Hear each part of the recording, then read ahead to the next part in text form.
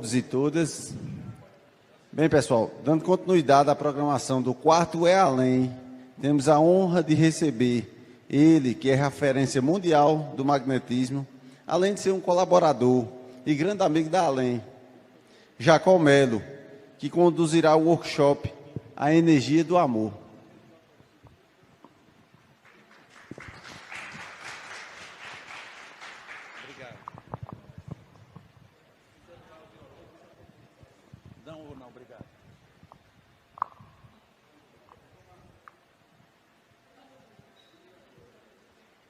Boa tarde.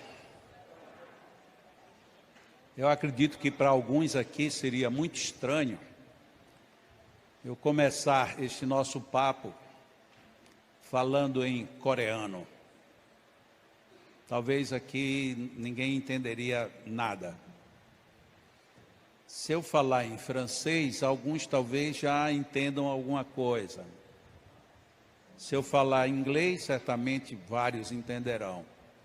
Mas se eu quiser ter a certeza de que todo mundo vai entender, eu vou falar em português. E aí vocês podem pensar já de saída isso, mas o que é que isso tem a ver com o amor? Uma das primeiras dificuldades que nós temos nos relacionamentos, mesmo existindo o amor, chama-se a linguagem. Por que é que às vezes duas pessoas se amam tanto e elas simplesmente não conseguem se entender? As duas falam o mesmo idioma, as duas querem viver bem, as duas querem ser felizes, as duas querem que o outro se complemente em si. E por que não dá certo? É uma questão curiosa esta. Tem muitas coisas que explicariam isto, muitas. E que hoje em dia, muitas vezes, a gente resume elas praticamente em 5. Existe até uma obra americana que trata exatamente das 5 questões das dificuldades dos relacionamentos. Mas a primeira grande dificuldade é exatamente a linguagem do amor. E o que é a linguagem do amor? A linguagem do amor é você falar o que o outro entende e vice-versa. Sim, mas eu não preciso nem dizer que eu amo, porque ela já sabe que eu amo.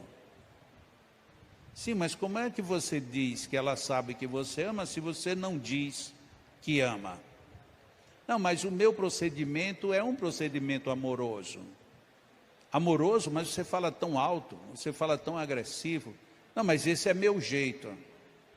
Não é possível, depois de tantos anos, ela ainda não tenha se acostumado comigo. Ao que dá o direito do outro dizer, mas ao longo desses anos todos você ainda não aprendeu que eu gostaria que você de vez em quando me dissesse, sem nenhum motivo, simplesmente olhasse para mim e dissesse, eu te amo. Ah, mas isso é bobagem. Pois é, assim como você está achando que é bobagem, eu não me acostumar com você falar grosseiro. Onde é que está o toque da linguagem? Exatamente aí. Cada um de nós temos uma linguagem do amor. E o melhor ou o pior da questão. A gente acha que o nosso lugar é o melhor que existe e que o outro deve entender o nosso lugar. E aí nós começamos a ter os problemas. Porque nem eu mudo e nem o outro entende a minha não mudança. Nem eu atinjo o que o outro busca, nem o outro também me satisfaz. E quando satisfaz, não satisfaz plenamente, porque a gente não conversa. Não, mas a gente fala tanto, olha, quando eu estou nervoso, eu explico que tive aborrecimento no trabalho, eu explico que não deu certo, eu explico que os meninos estão muito agitados, a gente conversa muita coisa, sim. A gente conversa muita coisa sobre muitas coisas. Isto não quer dizer que a gente se entenda, o que é diferente. Eu posso abrir um jornal e ir direto para a parte de política. Nem por isso eu sou político. Não, você entende tudo. Não, eu sei tudo o que eles estão falando e percebo o que eles estão querendo dizer. vejo as coisas certas e as erradas, mas nem por isso eu sou político, no sentido comum do termo. A mesma coisa é o nosso relacionamento. A dificuldade da linguagem do amor é a gente entender o que é bom para que o outro entenda que está sendo satisfeito porque está conversando com você no seu idioma. A gente pode, mesmo sem falar um outro idioma, chegar a um ponto de começar a entender alguma coisa. Mas para quem convive diariamente, é difícil você ter que mudar completamente e o outro não acceder em nada na sua maneira de agir. Tem uma reflexão em fatos reais de que um casal estava chegando às vias da separação. E eles, quando se casaram, usaram como motivo do casamento o motivo que agora era o motivo da separação, o que é muito estranho. Ele, extremamente calado, introspectivo, centrado no que queria, e para ele passar 2 ou 3 dias sem falar com ninguém, não fazia a menor diferença. Era o estilo dele. Quando perguntado, você gosta de ir para reuniões? Ele disse, desde que eu fique calado. Então, era o estilo. Essa é a linguagem de vida dele. Mas um dia, numa festa, ele conhece uma jovem, que a jovem tinha o apelido de Trela Tagarela. Por quê? Porque simplesmente não calava em momento algum. Nunca falta assunto. Eu, às vezes, fico meio no primeiro personagem. Eu sou muito calado. Às vezes, eu fico assistindo entrevistas e eu fico pensando como é que essa pessoa pensa tantas perguntas para fazer. Porque eu, às vezes, me encontro com uma pessoa, e aí, tudo bem? Tudo. Tudo bem mesmo? Tá tudo legal. Pois é, né? É. Eu não consigo cavar um outro assunto. E chega a pessoa e diz assim, e aí, criatura, você nem sabe o que aconteceu. Olha, mas esse mundo está virado.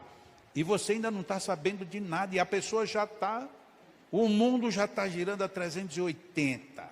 E ela lá, pá. E depois de muito, ela pergunta, e como é que você está? Você está bem? Ah, eu sei que você está bem. Uma pessoa como você nunca está mal. Porque, olha, você é uma pessoa que viaja muito. Ou seja, ela não dá tempo de você responder nada. Ela resolve tudo por você. E aquele cara super sisudo se encontra com essa dona tagarela. E aí, faltando alguém para ela conversar, ela se senta ao lado dele. E ela perguntou para ele assim, tudo bem? Ele olhou para ela espantado e disse, tudo. Ele disse, não, esse seu tudo é de que não está tudo. Começou daí. Ela revirou a cabeça do sujeito, o coração, o corpo, botou ele de ponta para cima. 3 meses depois estavam casados. Casamento perfeito. Por quê? Porque ele nunca precisou ter que puxar conversa com ninguém. E ela resolvia tudo. Então, a grande dificuldade que ele tinha, a mulher agora resolvia. E ela? Ah, que maravilha. Todo mundo se cansava de me ouvir. Agora, eu encontrei o indivíduo perfeito. Ele não fala nada, aí eu falo tudo que eu quero e falo e deságuo e pronto. Só que 6 meses depois, ele estava assim, essa mulher não vai se calar não, pelo amor de Deus. Como é que eu vou suportar isso o resto da minha vida? Eu já não aguento mais o timbre, o tom, a voz, o assunto. Essa mulher me tira do meu canto sério. E ela, por sua vez, tá bom que eu queria alguém que me ouvisse, mas alguém mudo, eu não sei nem se ele está ouvindo o que eu estou falando, então esse interlocutor não me interessa. O motivo que os uniu era o motivo que agora os levava a pensarem na separação. Qual era a dificuldade? A linguagem dos dois. Num primeiro momento, eu não entendi a linguagem de um, nem o outro entendeu a minha. Então, naquele momento, a linguagem, ela era superficial. Mas a partir do momento em que você vai para viver junto, aí já não é mais superficial, ela tem que ser essencial. E na hora que é essencial, aí o negócio começa a complicar. Ela precisava de muito pouco dele, mas precisava de alguma coisa. E ele precisava de um refresco dela, e ela não dava. De tal maneira que no dia que ela se calou, ele tomou um susto. Isso que foi que houve? Nada. Mas nada como? Nada, porque não adianta eu falar com você. É melhor conversar com a parede. Ele tomou um choque. Quer dizer, então, que você não gosta de conversar comigo? Eu acho que não. Porque eu não sei o que é que você pensa, eu não sei o que é que você imagina, eu não sei como é que você entende ou não entende. Você é uma pedra, e eu não queria me casar com a pedra, eu queria me casar com um homem. Ele toma um choque de realidade, tamanho do mundo todo. E aí naquele choque você termina também dizendo o que não deve. Mas ainda que eu quisesse dizer alguma coisa para você, você não para, por isso que seu apelido é tagarela, aí pronto, bateu no calo frio. A partir dali o casamento desanda de uma forma irreversível. Porque na realidade, um queria falar muito porque tinha algumas carências. E essas carências talvez fossem, encontre no meio da minha conversa a porta que eu abro para você entrar. E o outro, encontre no meu silêncio a forma de você aumentar a minha relação ou melhorar.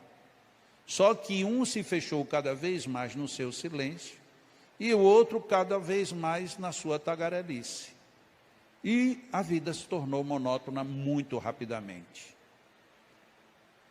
Nós já sabemos que existe uma dificuldade muito grande entre o homem entender o universo feminino e vice-versa. Então, quando a gente pensa em ter um relacionamento mais profundo, a primeira coisa que a gente tem que pensar é: eu já sei que existem coisas que eu não sei.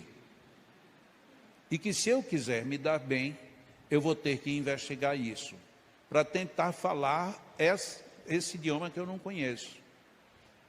Quase sempre o homem é muito pragmático, muito. O homem, ele não fica conjecturando muito tempo. Mas por que é que você preferiu vir para esse restaurante? Porque eu estou com fome, é perto e barato. Pronto.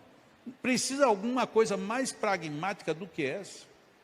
Eu estou com fome, o restaurante é perto e é barato. Porque se eu tivesse com fome, o restaurante fosse perto, mas fosse muito caro, eu iria começar a pensar numa terceira alternativa. Porque aí talvez já não compensasse tanto o perto e a fome. Valeria a pena me deslocar um pouco mais. Já a mulher, ela pensa mais romanticamente. Eu estou com fome, sim. Mas até o jeito como o alface é arrumado naquele restaurante é diferente. Aí você pensa, mas alface eu quero para quê? O que me interessa um alface arrumado ou desarrumado? Aí o homem se fecha aqui no seu universo, o universo do pragmatismo. E a mulher não consegue deixar de ser romântica. Ela pode até entender, bom, eu sei que ele não gosta de ir para esse restaurante, talvez porque seja caro. Então vamos para outro. Mas qual é o outro? Aí o outro é aquele que ela não quer ir de jeito nenhum. Aí um dos dois vai ter que ceder. Aí você vai. Mas você vai satisfeito? Não vai satisfeito. Depois, lá na frente, quando vão discutir os dois, você está reclamando, mas eu não peço nem para você fazer comida. Eu levo você para a gente comer fora. Aí a outra diz o quê? Também ali matou. Acabou a relação. Porque estamos falando linguagens diferentes. Nem eu digo como é que a minha cabeça funciona, nem eu me abro para perceber como é que a cabeça do outro resolve. Às vezes a gente quer ser bonzinho, diz assim, diga aí onde é que a gente vai almoçar hoje. Aí a outra, já preocupada com tudo que já deu de errado, diz assim, você que escolhe. Ou seja, o problema voltou para você decidir. Aí você diz, já que sou eu que escolho, então eu vou para o sacrifício outra vez. Sacrifício de quem? Dela. Deu errado. Porque quando ela abriu mão de dizer, você escolhe, ela está pensando assim, deixa eu ver se pelo menos uma vez ele vai escolher pensando em mim. É um erro fatal. Porque ele não vai pensar. E se ele tiver com fome, despeça-se do romantismo. Fome em homem é um negócio que dói. Então ele não vai. Ou então, você vai dizer assim, tá bom, então eu vou escolher. Na minha escolha, eu tenho este aqui, este e este. Eu escolhi esses três. Você tem alguma preferência entre os três? Olha, você veja que já foi uma jogada de mestre. A mulher vai sorrir e vai dizer, não, você é quem escolhe. Mas agora, toda vida que a gente fala em restaurante, eu me lembro daquele alface arrumado. Pronto. Não precisa dizer mais para onde é que ela quer ir, né? Aí você vai para aquele restaurante do alface arrumado. E aí aquele dia vai ser o dia mais feliz da sua vida e dela. Porque ela estando feliz, ela vai fazer você feliz. Ela estando infeliz, você não sabe que complicação você se meteu.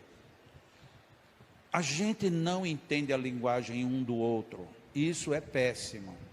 Quantas vezes a gente vive casado 20 anos, 40 anos, e a gente nunca parou para entender o outro.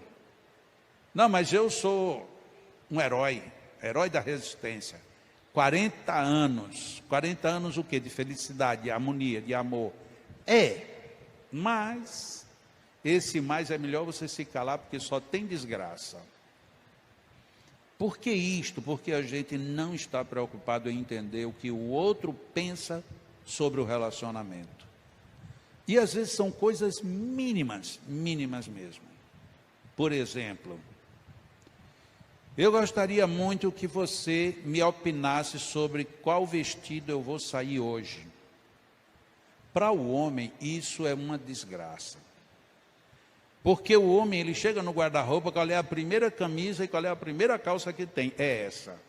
Se combina, se não combina, se ele já saiu 500 vezes, nada disso importa. O universo dele é, eu preciso sair, portanto eu preciso de uma calça e de uma camisa. Ponto final. Aí a mulher põe esse sacrifício enorme na frente dele. Eu queria que você me ajudasse a escolher a minha roupa. Ele dá um mergulho nele e diz, Jesus, o que é que essa mulher quer? Porque ele não sabe. Ai, Jesus, e agora? A mulher tenta facilitar, ela veste uma e diz, que tal essa? E o homem, ou para se livrar do problema, ou porque acha que qualquer coisa fica boa, ele diz, está ótima. E aí ele sai crente que resolveu o problema. Daqui a pouco ele escuta, meu amor, vem cá. Aí você vai. Chega lá e diz, e essa aqui? Pronto, trocou tudo. Significa dizer então que a sua opinião não valeu de nada. É como o homem processa. A mulher diz assim, eu queria ver uma opinião mais sincera de você. Ela não está dizendo que a sua opinião não foi sincera. Mas eu quero saber como é que você fica melhor comigo vestida. Porque eu estou me vestindo para sair com você. O que você acha? Eu saí assim ou eu saí assim? Mas o homem não pensa que ela está querendo criar um agrado. E ela está querendo criar esse agrado para quê? Para que ele seja solícito com ela. Mas aí ele diz, eu já opinei uma vez, não deu certo, então visto o que você quiser. Pronto. Acabou a noite, o jantar fica insosso, o passeio fica sem graça, a paisagem fica sem tom, vão saindo os dois, olha ali que coisa linda, eu disse o que é, olha ali, nossa, uma lua, o que tem de mais? Alguém já viveu essa experiência alguma vez na vida? É terrível, é desconcertante. E a gente não esquece nunca mais. Pior de tudo é isso. Por quê? Por que a gente não esquece? Não é porque a gente gosta de lembrar de coisas ruins. É porque a gente abriu o coração para uma oportunidade de identificação na nossa linguagem. E o outro não só não entendeu, como fechou a porta. Hoje em dia, muitas coisas não se justificam. A gente explica, mas justificar não. Porque tem tanto curso, tem tanta preparação para que a gente viva melhor. Tanta. Não precisa você ser religioso, não precisa ser psicólogo, não precisa nada, precisa apenas que você queira. Se você quiser, tem do jeito que você quiser e para o lado que você olhar, tem. Se você entrar na internet e procurar lá, cursos de ajuda matrimonial, ou isso ou qualquer outra coisa, não quero me separar do meu cônjuge. Ponha só essa frase e você vai ver que vai aparecer livros, palestras, cursos, workshops, treinamento, aparece, mas de absolutamente tudo, do bom, do médio e do péssimo, tem de tudo. O problema é que a gente não está muito interessado neste investimento. Existe uma hoje que é muito, muito útil, a minha mulher ela fala muito nela, se chama comunicação não violenta. A primeira vez que ela começou a falar comigo sobre comunicação não violenta, eu confesso que eu fiquei assim, é engraçado isso, é interessante, mas não me tocou. E por que não me tocou? Porque a minha conversação, eu achava que nunca que era violenta. Então, por exemplo, vamos imaginar esse exemplo mesmo da roupa. O que você acha dessa roupa? Se você tiver com essa roupa ou com qualquer outra roupa, está ótima. Eu estou dizendo isso honestamente. Na linguagem do outro, isto é uma comunicação violenta. Por quê? Porque ela está lhe pedindo uma opinião sobre aquilo e não sobre as outras coisas. E sobre aquilo a sua opinião é, essa roupa ficou muito bem em você. Apesar de que eu acho que amarelo com lilás talvez não combine bem. Ela não vai se ofender. Desde que você diga com honestidade. Porque ela está querendo ouvir é isto. E outra dificuldade ainda maior no relacionamento é quando o outro pergunta, mas só para lhe valorizar, mas a sua resposta não interessa. O homem tem essa dificuldade a mais. A mulher pergunta, o que é que você acha disso? Desconverse, porque ela não está querendo saber a sua opinião. Ela só quer que você saiba que ela está comunicando a você que ela tem aquilo. Primeiro problema nosso de relacionamento com mulheres, com homens, com companheiros, com os nossos parceiros, qual é? A linguagem. A gente entende a linguagem do outro? Como é que o outro ouve o que você está dizendo? O que você está dizendo é sincero ou é agressivo? Essa semana mesmo, 2 filhos conversando, um chegou e disse, o suco está frio, que ele queria gelado. Aí a outra disse assim, e daí? É um diálogo super comum esse. Ah, isso aqui está quente. Sim, e daí? Você quer que eu esquente? Não, mas baixa essa resposta. E daí? Isso é uma comunicação não violenta. Uma comunicação, desculpa, violenta. Por quê? Porque agride o que o outro está se pronunciando. Eu estou me abrindo a você dizendo que essa água está quente, está fria, está com sal, está com açúcar. Mas o outro diz, você não viu o trabalho que eu tive para trazer e ela chegar desse jeito. É difícil às vezes a gente começar a decodificar tudo isso. Porque se você quiser decodificar tudo, você fica louco. Até porque cada pessoa age e reage de uma maneira peculiar. Mas existem aquelas situações que são de bom senso. Tem horas que a gente precisa ser duro. Tem horas que a gente precisa ponderar com segurança. E tem horas que a gente tem que contemporizar. Tem a hora de você agradar ou não. Uma outra questão nos relacionamentos que é muito complicada é a ausência do presente. Presente e presença, não, presente e presente. Dá alguma coisa um para o outro. Normalmente a gente diz assim, mas eu já dou tudo. Eu dou casa, comida, roupa lavada, ainda pago vigilância, pago energia, pago gás, pago tudo em dia. Sim, mas e um presente para mim? Quer dizer que depois disso tudo você ainda quer que eu lhe dê um presente? Não, eu não quero. Longe de mim querer. Agora, você não acha que eu mereço de vez em quando um presente? O outro se fecha em copas. Não. E se for uma pessoa que tenha muito esbanjadora, agride você do mesmo jeito. E você quer que eu lhe dê o quê? Diga o que é que você quer que eu mando buscar. Mas eu não estou querendo que você mande buscar. Muitas vezes eu quero que você faça. Muitas vezes eu quero que você vá no jardim da nossa própria casa e tire uma flor do meu jardim e me dê. Isso às vezes faz total diferença. E nós não nos damos conta. Nós temos uma filha de 6 anos de idade, que todas as vezes que a gente chega em casa, como tem um portão automático, o portão faz barulho, e se você estiver dentro de casa, se não tiver um ruído muito alto, você sabe que está chegando alguém. E normalmente o portão abre quando estamos chegando. Ou eu e Lu, ou ela sozinha, ou eu sozinho. Ela pode estar onde estiver. Quando ela escuta o portão, ela corre para a garagem e fica pulando e dançando. Esta semana não aconteceu isso. Por que não aconteceu? Porque ela estava doente. E a gente pergunta um para o outro, que dê a nossa bailarina.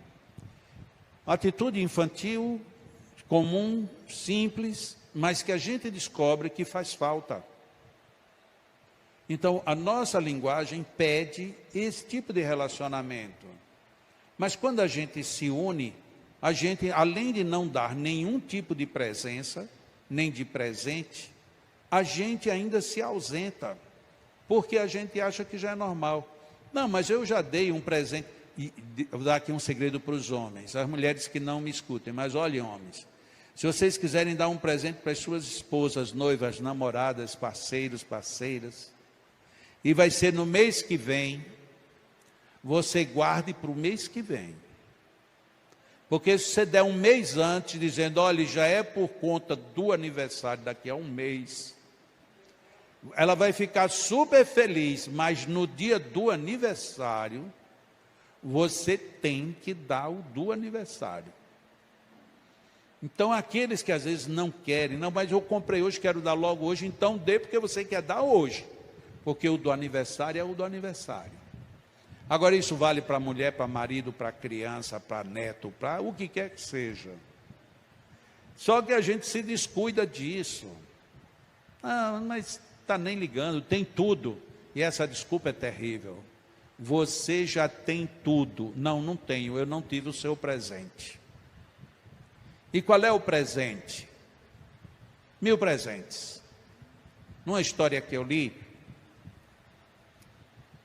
um casal também estava de novo numa situação bem complicada, e ele foi consultar um consultor a respeito de relacionamentos. E ele então, ouvindo o rapaz, ele tudo, que é uma coisa interessante isso, se eu vou só te ouvir para os teus problemas, eu vou ficar sem entender como é que isso pode ser problema, porque tudo que você diz está certo. Então, como é que isso deu errado? É porque tem o outro, tem a segunda versão. E o rapaz já tinha contado que o casamento dele estava perfeito, mas que iam se separar. Ele disse, como é que pode um casamento perfeito acabar? Aí o rapaz camuflou tudo, ele estava totalmente defeso. O psicólogo que o atendia, então, fez uma pergunta crucial. Quanto tempo faz que você deu um buquê de rosas à sua mulher? Ele fez, eita pau. Ele disse, o que foi? Rapaz, eu acho que eu não tinha nem casado ainda. Pois é. Mas um buquê de rosa para que serve? Você dá um buquê de rosa, 3 dias depois está murcha, não serve mais para nada. É o pragmatismo do homem. Ele disse, está bom, em uma caixa de chocolate. Aí ele disse, ela não gosta de chocolate. Aí o psicólogo perguntou, ela está doente? Ele disse, não. Ela tem diabetes? Não. E ela não gosta de chocolate? Eu acho que não. Ou seja, você nunca deu uma caixa de chocolate para sua mulher? Não, porque eu achava que ela era doente. Tá bom, então vamos pensar numa outra coisa. Quando foi que você deu uma lingerie para ela? Não, se eu der uma lingerie, ela vai pensar logo que eu estou pensando. Sim, se ela pensar que você está pensando, isso é bom ou é ruim? Eu disse, era para ser bom, mas eu acho que é ruim. Por quê? Porque às vezes eu digo para ela, vamos, ela faz, vamos não. Eu digo, mas por que será que quando você diz vamos, ela diz vamos não? Porque ela não quer? Eu acho que é. Você não acha que tem alguma coisa errada na sua parte? Ou será que tudo é erro dela? Ele disse, eu não sei. Ele disse, então vamos fazer uma experiência. Você volta daqui a 10 dias. E daqui a 10 dias você me dá essa resposta. Você a cada dia vai dar um presente para ela, mas um presente simples, não dê nada grandioso.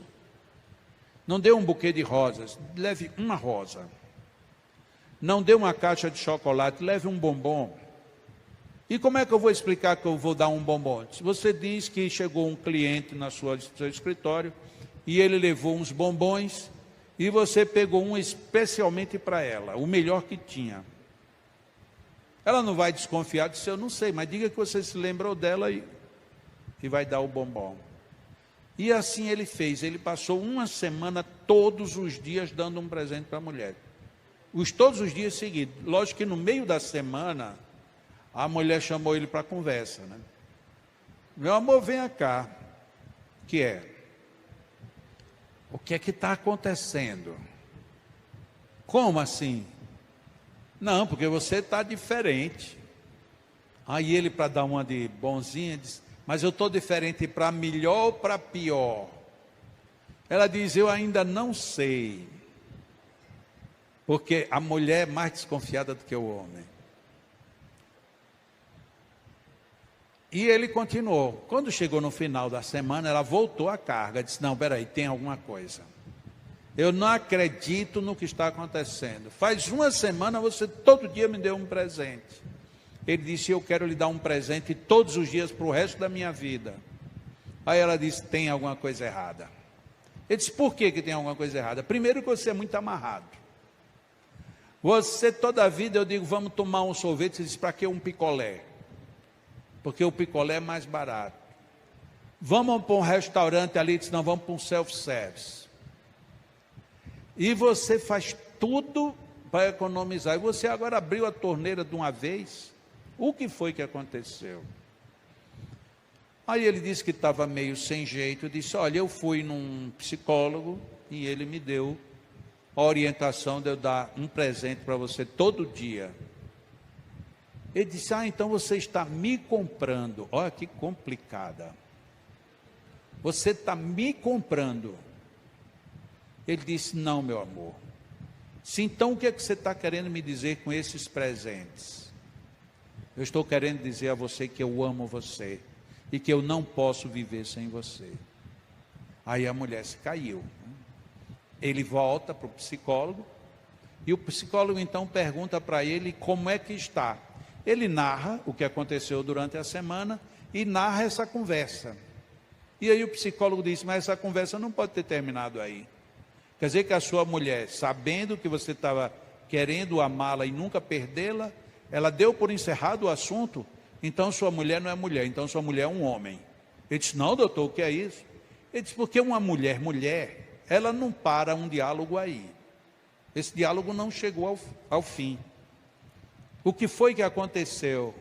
Ela chegou e disse, meu amor, eu entendi a sua mensagem. Estou a mulher mais realizada da minha vida. Mas só que nesta semana foi um período muito curto. E eu me acostumei em ganhar presentes de você. Mas eu sei que se você for me dar presente todo dia, você vai gastar muito. Aí ele disse, mas meu amor, eu já pensei. Tem dias que eu mesmo vou colher uma rosa. Tem dias que eu vou na cozinha e vou fazer um bolo para você.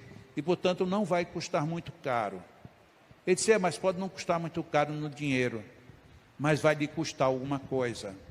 Como eu sei que você me ama e você não quer me perder, vamos fazer um acordo. Você me dá um presente por semana. Tá bom?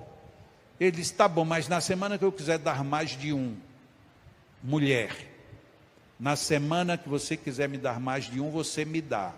Na semana que você não quiser me dar, você não pode. Ou seja, o acordo é bom, mas não pode nunca piorar. Aí o psicólogo disse, realmente a sua mulher entendeu a sua linguagem e você acabou de dizer para ela que entendeu a dela. O presente é muito importante. Não pelo presente que compra, mas pelo presente que se doa. Eu estou te doando porque você merece. Você merece o meu carinho, merece a minha atenção. Esse é um toque de amor. Eu vou interromper aqui essa sequência para fazer a seguinte colocação. Mas isso é um amor entre duas pessoas que têm uma vida em comum. Mas e como é que é o amor entre duas pessoas, duas ou mais pessoas, que não têm vida comum? Dois colegas, dois amigos de rua, dois amigos de futebol, dois amigos de profissão, dois ou mais. Como é que a gente faz? Será que a gente passa por isso mesmo? Muitas vezes a gente passa. E por quê? Por conta da linguagem do amor que é negada, e depois por conta da linguagem do amor que é silenciada. Vou dar um outro exemplo. A mulher foi reclamar que também estava querendo se separar. Parece que todas as histórias que eu tenho hoje é pré-separação. E a mulher chegou lá no psicólogo dizendo, ó, não vai dar certo mesmo. E ele então perguntou a ela, por quê? Ele disse, o senhor acredita que no dia que nós tivemos o nosso primeiro filho, assim que o filho nasceu, que eu já estava com o bebê no quarto, ele simplesmente disse, vou ali, e foi jogar bola. Porque ele faz tudo, menos deixar de jogar bola toda semana. Então ele me deixou com a criança recém-nascida e foi jogar bola. Mas só isso? Foi só essa vez? Não. O senhor não acredita que no dia que a minha mãe morreu, a sogra dele, ele veio, fez o enterro, foi para o cerimonial, levamos para o enterro, quando terminou o enterro que eu procurei, ele tinha desaparecido. E para onde é que ele foi? Jogar bola. Então esse homem não me ama, nem a mim, nem ao filho, nem amava a minha mãe, nem a ninguém. O amor dele é o futebol. Jogar bola para ele é tudo, o resto é coisa nenhuma. Logo, esse homem não me amando, eu vou fazer o que com ele? Eu vou esperar o que dele? O psicólogo disse, então é o seguinte, você manda ele vir conversar comigo, porque vamos ter que descobrir o que está acontecendo. Mas tudo bem. E o marido então foi para o psicólogo e começou a falar, e ele perguntou, e quais são as suas dificuldades com a sua mulher? Ele disse, eu sei que ela já esteve aqui com o senhor, ela deve ter contado 1000 coisas. Não, ela não contou tantas coisas assim. Não, mas deve ter contado, porque ela vive dizendo que eu não a amo. E uma mulher dizer que o homem não a ama, então ela está encontrando defeito em tudo. E o psicólogo foi conduzindo para chegar no futebol. Disse, mas me diga uma coisa, você gosta do que na sua vida? Eu gosto de muita coisa, eu trabalho muito, eu sou muito empenhado, eu gosto da minha família, da minha casa, amo a minha mulher. Mas o que você gosta mais ainda? Ele disse, já sei o que foi que ela falou. Ela falou que eu gosto de bater uma pelada, eu gosto de futebol. Sim, e aí, você gosta muito de futebol? Gosto. E agora eu já sei o que foi que ela disse. O que foi que ela disse? Ela disse que quando nosso filho nasceu, quando o filho terminou de nascer, eu fui jogar bola. Isso foi isso mesmo. Mas ela contou só isso. E teve mais alguma coisa? Teve. 15 dias antes dela ter o bebê, eu tirei licença do trabalho e fiquei junto com ela de manhã, de tarde, de noite e de madrugada, os 15 dias. até ela ir para o hospital e ter o neném. Quando teve o neném todo sadio, eu digo, agora eu vou jogar minha partida de futebol. Pois é, ela disse que quando o menino nasceu, você abandonou e foi jogar futebol. Sim, mas eu passei 15 dias com ela, dando total suporte. Só que eu só tenho um lazer nessa minha vida, é jogar bola. Eu já estava 2 semanas sem jogar. Eu estava ficando estressado. É muito estressante você estar com uma mulher grávida, risco de perder o bebê, e você ali dando toda a assistência. Quando nasceu o bebê, eu descomprimi. Agora eu vou jogar uma bola para renivelar a coisa. Sim, mas parece que teve um outro problema. Teve, já sei qual foi, no dia que a mãe dela morreu. E o que foi que aconteceu no dia que a mãe dela morreu? No dia que a mãe dela morreu, quando ela terminou de enterrar, eu fui jogar bola. Eu disse, pois é isso que ela disse, você só quer saber de jogar bola. Quer dizer que ela não contou que eu saí de férias, fui buscar a mãe dela no interior, trouxe ela para minha casa, da minha casa eu fiquei levando ela todo dia para o hospital, deixei tudo e todos, gastei as minhas férias todinha com ela, e aí no final das férias ela morreu, e eu não tenho o direito de jogar uma partida de futebol? O que tem nessa história? O que tem história de interessante é a falta da linguagem. Falta de linguagem e falta de diálogo. A gente não se conversa. Eu só estou vendo aquele ponto. E o outro não está mostrando que outros pontos estão envolvidos. No nosso ambiente de trabalho, isso acontece ou não? Claro que acontece.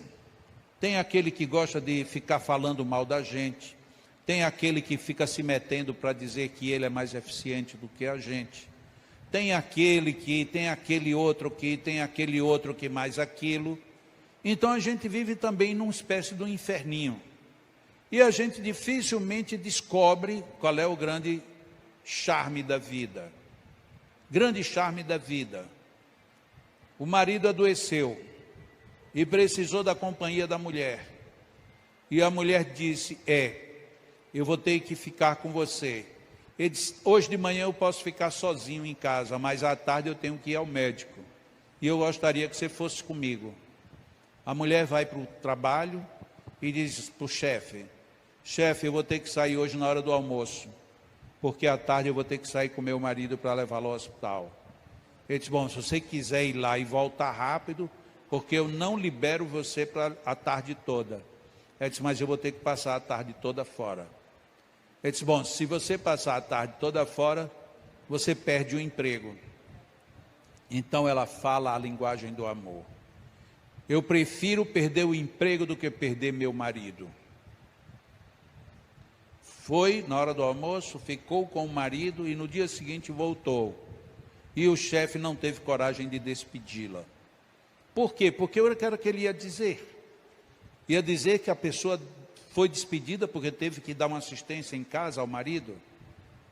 O máximo que ele poderia fazer era cortar o ponto. Ele cortou o ponto. Um mês depois, esse mesmo chefe dela começou a passar os pés pelas mãos e foi colocado para fora da empresa. E o superior a chamou para quê? Para ela agora ser a chefe do setor. Ela poderia muito bem ter tido temor, não ter ido assistir o marido, e não teria dado para ele uma prova maior que poderia dar do seu amor. Eu coloquei em risco meu emprego, mas você é mais importante do que ele. Mas normalmente isso é a mulher quem faz esse tipo de exemplo. E nós homens, quando é que fazemos? Quando é que nós nos sacrificamos de fato em favor? Não, mas eu já me sacrifico, me acordo de madrugada, chego tarde da noite, trabalho tantas horas por dia, trabalho tantos dias por mês, tantos meses por ano, minhas férias eu aproveito e vou fazer um bico.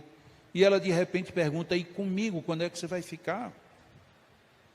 E aí a gente acha que isso é uma afronta, porque o homem acha que não precisa dar esse tipo de resposta.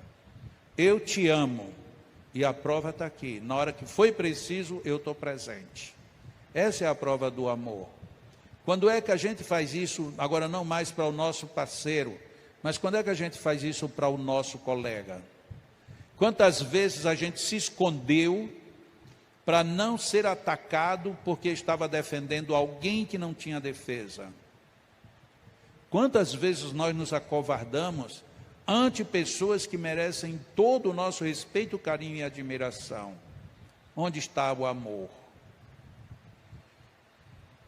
Paulo, escrevendo aos Coríntios, naquela célebre passagem que ele diz: fora da caridade não há salvação, ele, numa dada altura, diz assim: ainda que eu fale a língua dos anjos, se eu não fizer caridade, que alguns traduzem como se eu não tiver amor, isto de nada me servirá. Quantas vezes a gente tem vivido isto ao contrário? A gente está querendo falar a linguagem dos anjos, mas não temos amor. Não vivemos o verbo amar. Não colocamos isso no nosso dia a dia. Quando eu amo, vou trazer aqui um exemplo que nos cursos de magnetismo eu dou sempre. Quando eu amo, eu contagio. A gente, quando começa a aplicar passes nas casas espíritas, na grande maioria das casas espíritas, a gente ouve a seguinte expressão: quando a gente aplica um passe, a gente tem que amar a pessoa para quem estamos dando a nossa energia. E a gente acha que isso é a coisa mais fácil do mundo, quando está se tratando da maior dificuldade do ser humano. Como é que eu posso amar uma pessoa que eu nunca vi, nem sei quem é, nem sei o que vai acontecer com ela assim que terminar o passe? Mas aí me colocam que eu tenho que amar a pessoa. Sob que pretexto? De que o amor contagia e o amor transforma. Quanto tempo a gente levou para pensar nisto e entender que tem uma pequena nota errada nessa postura? Uma nota errada, só uma. Você não tem que amar a pessoa, você tem que amar o que você faz.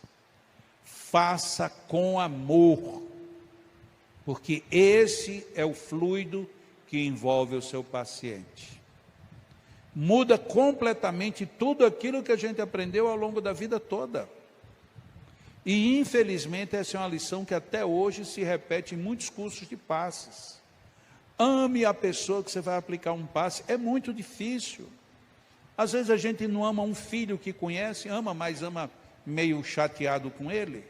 Às vezes a gente não ama o amigo de classe, o amigo de trabalho, o patrão, o empregado, a gente não consegue amar. Como é que eu vou amar uma pessoa desconhecida? E que amor é este que, se eu te amar muito neste momento, no momento seguinte eu nem me lembro mais quem foi você? Tanto que a gente pode coloque 10 pessoas para se aplicar passes com amor. Exercite amar as 10 pessoas seguidamente. Quando você sair dali, alguém chegar e lhe perguntar: quem foi a 4ª pessoa que você magnetizou? Era homem ou mulher? Pouco provável que você saiba. Mas espera aí, você amou essa pessoa e não sabe nem se ela era homem ou mulher? Que amor foi esse? Então não é o amor pela pessoa. Esse amor pela pessoa, esse amor individual, ele é muito fugidio, ele é falso. O amor que eu tenho é o amor que está em mim. Então eu tenho que fazer isto amando. Eu amo dar passes. Eu amo ajudar as pessoas. Eu amo ser assim. Mas acontece que a palavra amo, ou o verbo amar, ele está meio desgastado. A gente usa eu amo azul. Sim, você ama azul? É. E o amarelo? Não, amarelo eu não amo. Sim, quer dizer então que se chegar uma pessoa de azul, como é que fica? Eu não sei, porque eu amo azul. Mas a pessoa de azul você diz que não ama. Então você tem um que não ama vestindo o que você ama. Ou o contrário. Como é que você resolve essa equação? Por que esse problema?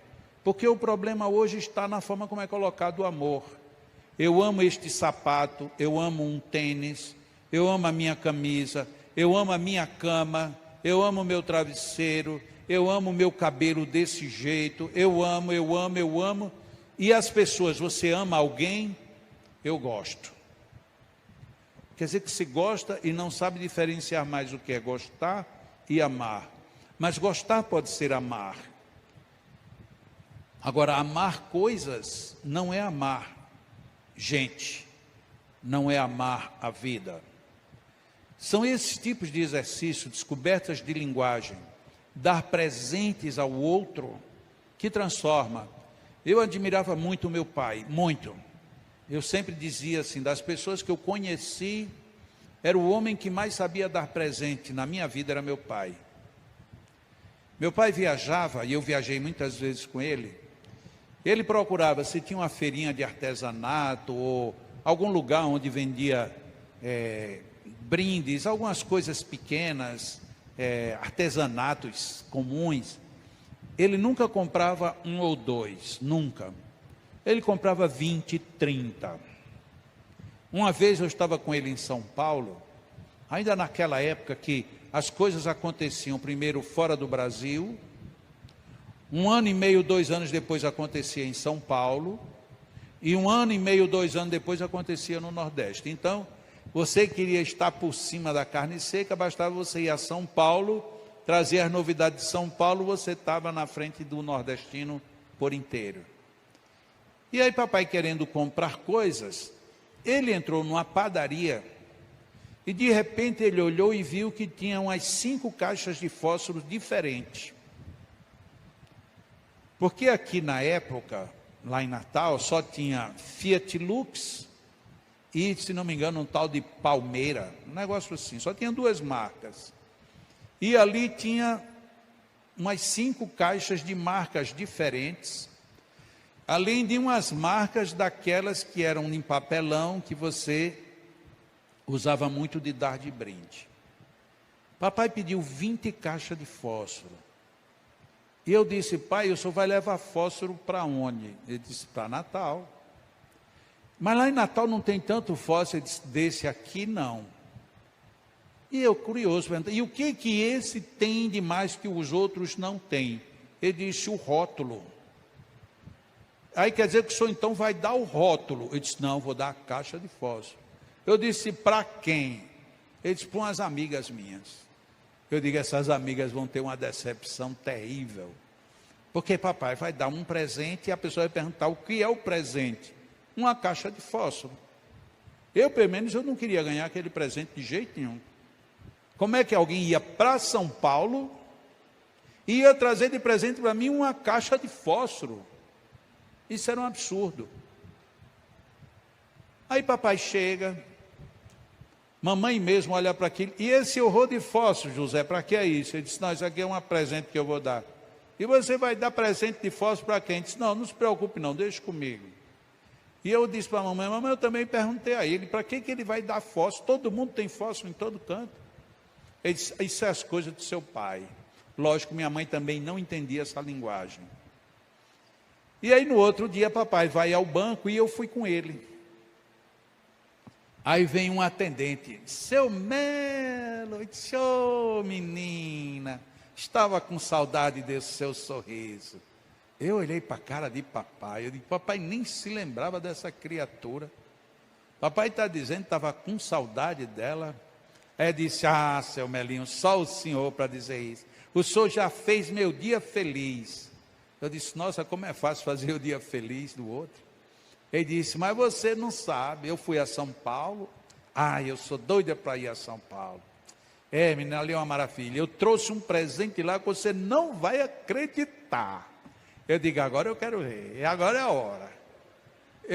Trouxe um negócio para você, mas especial, não tem aqui em Natal. Eu disse, o que é, seu Melo? Olha, é uma coisa simples. Não, mas o que é? É simples, mas é único. Eu garanto a você que você pode sair com isso, ninguém vai ter um igual. Ainda vão perguntar onde foi que você conseguiu. Eu digo, eu não acredito, papai está fazendo esse arrudeio todo, mas na hora que ele der a caixa de fósforo, a mulher vai mandar jogar essa caixa de fósforo fora, porque vai ser uma decepção muito grande. Aí ele vai, tira do bolso, olha assim, olha só isso aqui. Eu pensei que ele já ia dar de vez. Não, olha só isso aqui. Aí ele mostrou a gravura, uma gravura bonita. Olha só. Sabe, seu Melo, que coisa linda. Deixa eu dizer, calma. Agora você imagine, porque você fuma. Seu Melo, mas nem todo mundo sabe. Pois é. Você imagine você pegar o seu cigarro escondido e você acender seu cigarro com este fósforo. Você vai sentir que até o fumo vai ser diferente. Eu digo, eu não acredito nada do que eu estou vendo. Papai entrega a caixa de fósforo para a mulher vem de lá, dá um abraço no meu pai, que eu cheguei a ficar com ciúme. Eu digo, se mamãe visse esse abraço, mamãe ia ficar com raiva, mais do que o que ela ficou sem entender da caixa de fósforo. O valor do presente, uma caixa de fósforo. De repente meu pai me mostrou que não era o presente que valia, o que valia era como você envolvia para dar o presente. Tem muitas vezes a gente dá presente. Eu sou péssimo, eu admirei a vida inteira meu pai. Eu sou péssimo para dar e para receber presente, sou péssimo. Se vocês quiserem dar um presente para mim, se preparem para uma decepção. Vocês me dão um presente, eu digo, tá, muito obrigado. E eu não sei dizer mais nada. Meu pai, quando ele recebia um presente, meu Jesus Cristo. Ó, seu Melo, eu trouxe isso aqui. O quê? Vocês, nossa, por isso que eu sempre via seus olhos brilhando diferente. Ele fazia uma festa tão grande para receber uma coisa. Eu não consigo.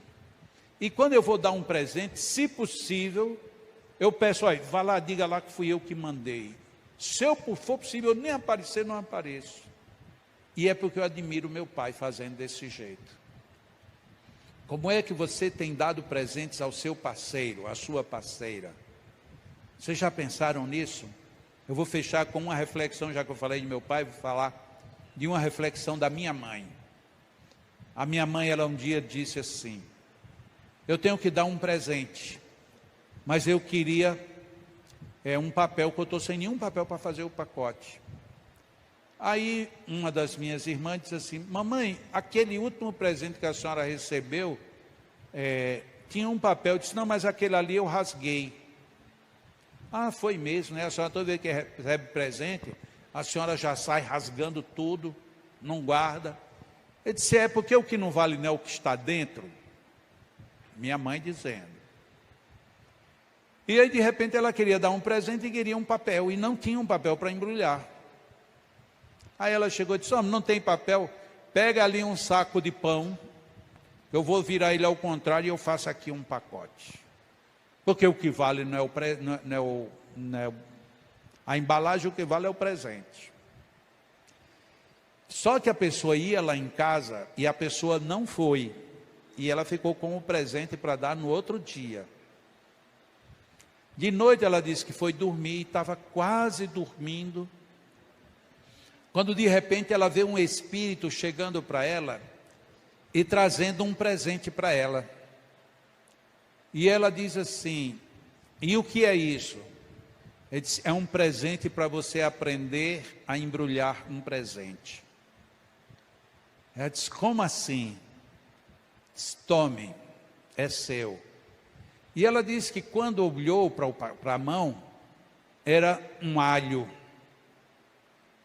Um alho completo. Aí ela estava, quando foi pegar o alho, acordou. Ela disse, meu Deus, que história é essa? Alguém veio me dar um alho para eu aprender como é que eu faço um pacote de presente. Aí ela levantou, ficou meio intrigada com aquilo. Quando chegou na cozinha, estava em cima da mesa um alho. Ela chegou assim, nossa, um alho aqui é para me lembrar e eu não esquecer mais do meu sonho.